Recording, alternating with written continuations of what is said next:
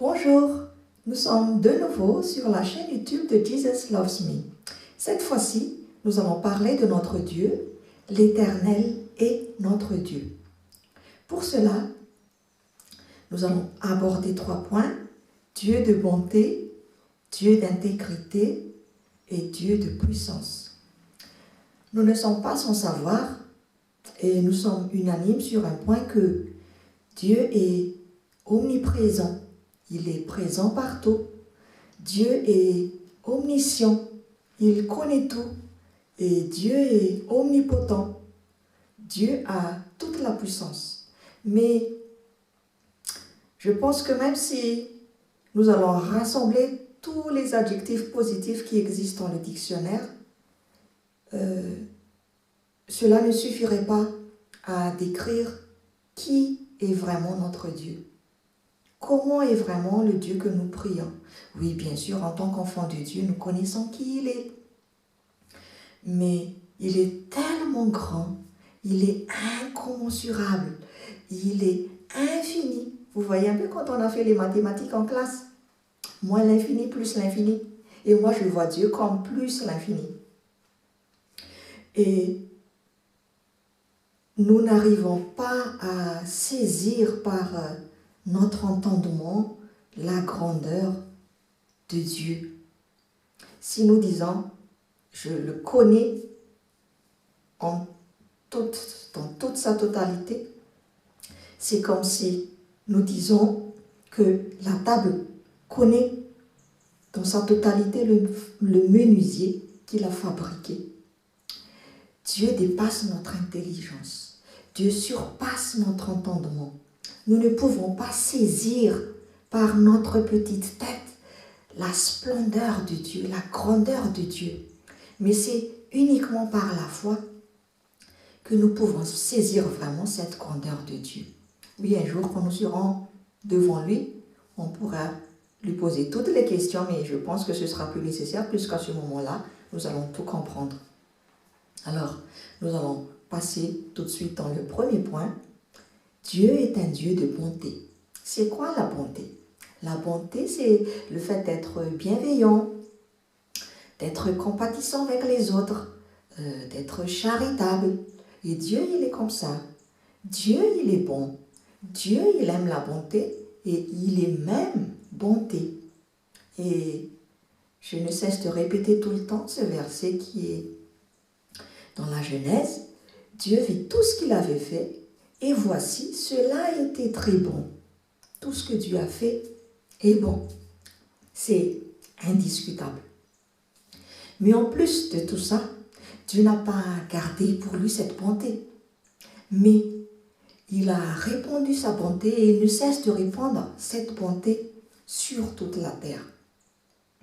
Comme il est écrit dans Psaume 145 au verset 9, « L'Éternel est bon envers tous et ses compassions s'étendent sur toutes ses œuvres. » Remercions le Seigneur pour ça, parce que un nouveau jour pour nous veut dire une nouvelle bonté pour nous, veut dire une nouvelle compassion toute fraîche qui vient de Dieu pour nous. Gloire à toi, Seigneur. Mais en plus de ça, la bonté, si nous prenons le cas d'une personne qui agit d'une manière très bonne envers nous, même si nous avons toutes les pensées machiavéliques dans notre tête envers cette personne, face à cette bonté qu'elle affiche, on va se dire, non, je ne vais pas faire ça. Cette personne a fait ça pour moi et je ne vais quand même pas lui faire ça. Ça serait malhonnête, ça ne serait pas bien. Il y a ma conscience qui va toujours me poursuivre si je fais ça. Donc vous voyez, face à une telle bonté, on se rétracte un peu de l'intention de faire le mal à une personne. Et à plus forte raison, la bonté de Dieu. La bonté de Dieu nous mène à la repentance. Quoi? La repentance? C'est un nouveau mot, ça. La repentance, ça vient du grec métanoïa, qui veut dire changement de pensée, prendre la décision de changer de vie. Et donc, La repentance ou se repentir veut dire reconnaître qu'on n'a pas bien fait et qu'on va décider de changer de manière de vivre.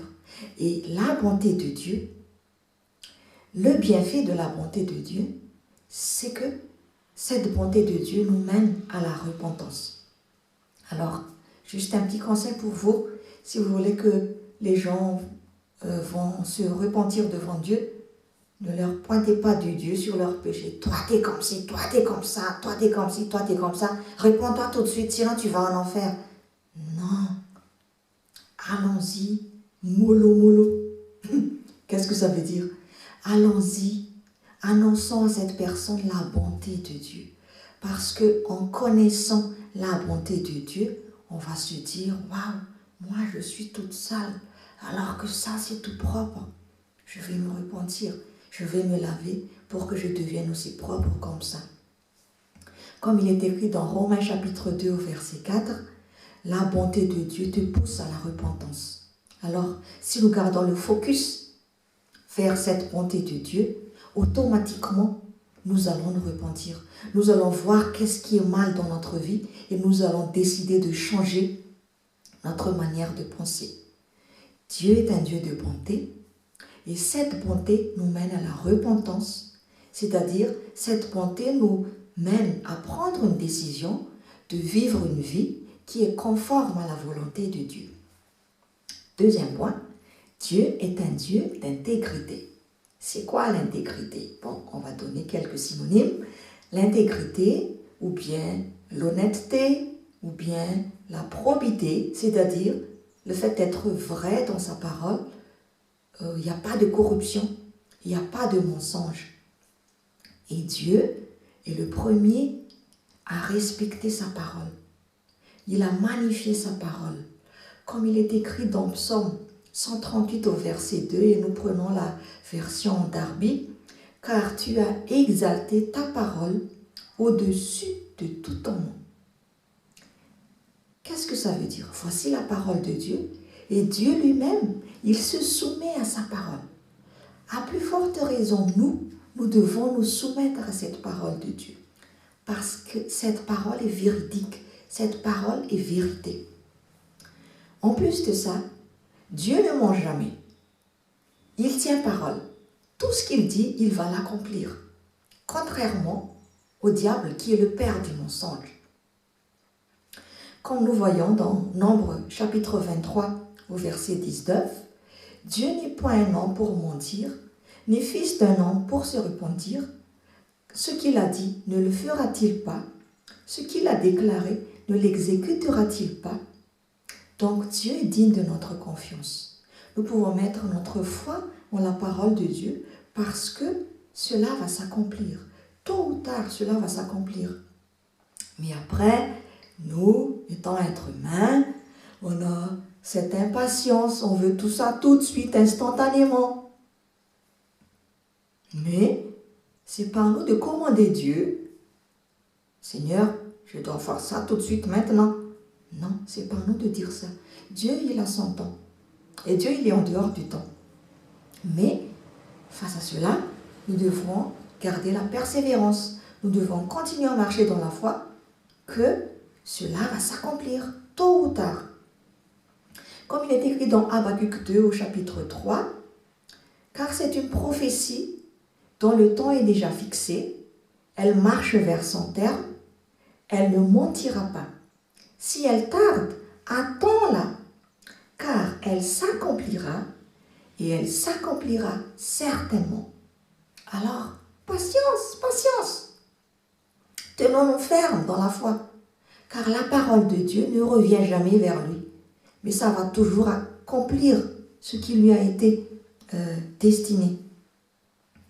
Donc Dieu est un Dieu d'intégrité, Dieu ne ment jamais, il a magnifié sa parole au-dessus de toutes choses et Dieu tient parole.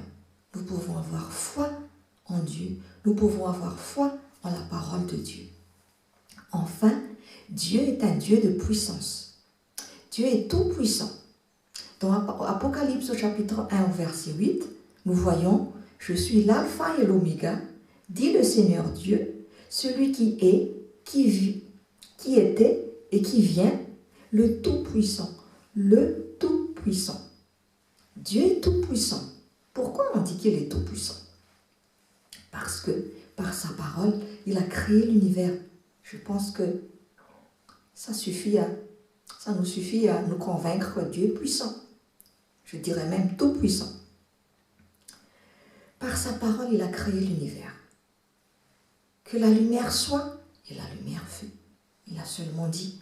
Il n'a pas passé des années et des années dans un laboratoire pour créer quelque chose. Non, il a seulement dit, en quelques secondes, et la lumière est arrivée. Comme quoi Dieu peut supprimer ce qui existe, comme dans le cas de Sodome et Gomorrhe, ou comme dans le cas de Noé également. Il peut supprimer, mais il peut créer aussi. Et Dieu peut créer même ce qui n'existe pas. Dieu appelle et les choses arrivent. Nous avons vu ça dans la création et ça s'applique encore dans notre vie de tous les jours. Dans Romains chapitre 4, verset 17, il est écrit « Dieu qui donne la vie aux morts. » Waouh! Qui donne la vie aux morts. Et qui appelle les choses qui ne sont point comme si elles étaient. Les choses qui ne sont point comme si elles étaient. Il y a des choses qui n'existent pas, mais Dieu appelle et ça va exister. C'est pas moi qui le dis. Lisez la parole de Dieu.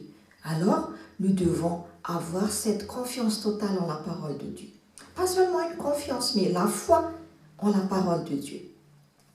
Toi qui en ce moment qui fais face à des défis, toi qui as besoin d'avoir quelque chose qui n'existe pas encore pour le moment, ben dis, Dieu appelle les choses et cela arrive. Dieu appelle les choses qui ne sont point comme si elles étaient. Donc Dieu est digne de notre foi, Dieu est digne de notre confiance, car comme nous avons dit, il est intègre et il est, en plus de ça, il est tout puissant. Il peut tout faire. Comme il est écrit dans Luc chapitre 1, verset 37, car rien n'est impossible à Dieu. Dieu est un Dieu tout puissant. Dieu est un Dieu de puissance. Il peut tout faire comme il peut tout défaire. Il peut tout construire comme il peut tout détruire. Il va construire toutes les promesses qu'il nous a promises, mais il va détruire toutes les œuvres du diable dans notre vie. Si nous résumons, nous avons décrit Dieu en 3 points, même si cette liste n'est pas exhaustive. Nous avons vu que Dieu est un Dieu de bonté, Dieu est un Dieu d'intégrité et Dieu est un Dieu de puissance. Il est tout puissant. Alors chaque matin, dès que tu te réveilles, en plus de te dire « Je suis une créature si merveilleuse », eh bien, tu continues. Mon Dieu, il est bon. Mon Dieu, il est intègre. Mon Dieu, il est tout puissant. Ça va apporter une nouvelle façon de voir les choses dans toute ta journée. Mais très important, crois en ce que tu dis et crois surtout en la parole de Dieu, car Dieu ne ment jamais. Il va toujours accomplir tout ce qu'il a dit. N'oublie pas, Dieu t'aime. Dieu nous aime. Voilà, c'était Voiture à vie de sang. N'oubliez pas de cliquer sur la pouce bleu si vous avez aimé et d'activer la cloche pour les nouvelles notifications si vous avez été édifié. Et nous nous retrouvons dans mes prochaines vidéos. Au revoir!